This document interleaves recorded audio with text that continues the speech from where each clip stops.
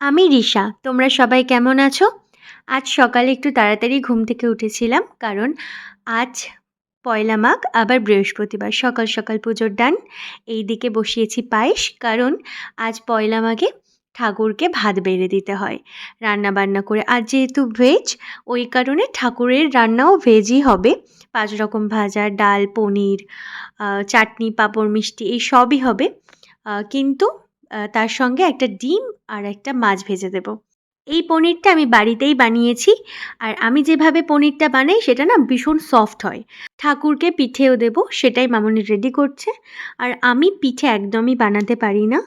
আ যা পিঠের যা কিছু সব মামুনিই বানায়। আমি শুধু ভাজি কিংবা নারকেল পিঠে, পুর ভরি।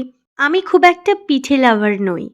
পিঠে খেতে আমার খুব একটা ভালো লাগে না। সবাই চালের গুঁড়ির নারকেলের পিঠে খায়, আমি কিন্তু ময়দার নারকেলের পিঠে খাই। আমার ওটাই বেশি ভালো লাগে। প্রতি বছর একদিনে অনেক রকম পিঠে বানানো হয়। তাই আমি বলেছি এবছরে একদিনে এত পিঠে না বানিয়ে প্রতিদিন ১টা ২টো করে পিঠে বানালে খাওয়া যেতে পারে। শুধু তো এ বাড়িতে না, মা কাকিমার কাছেও খেতে যেতে হয়। আর সেখানেও একটু আধটু করে খেতে হয়।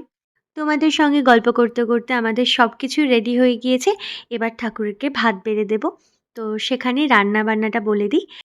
ভাত, আলু মাখা, লাল শাক ভাজা, ৫ রকম ভাজা, সঙ্গে ছিল ডিম ভাজা, একটা বাটা মাছ ভাজা, আর পনিরের তরকারি, ডাল, চাটনি, পাঁপড়, মিষ্টি। এটাই ছিল। এইগুলোর তোড়জোড় করতে সকাল থেকে লেগে পড়েছিলাম দুজনে। তবে আমি বেশি কিছু করিনি। আমি পনিরের তরকারি আর পায়েসটা করেছি। বাকি সবকিছু মামুনিই করেছে। আর আমি পিঠেটা ভেজেছি শুধু। দেখো, অনেকের নিয়ম অনেক রকম। আমাদের নিয়ম এটাই। তো কারোর সঙ্গে মেলাতে যেও না। তোমাদের সঙ্গে দেখা হবে নেক্সট একটা ভিডিওতে।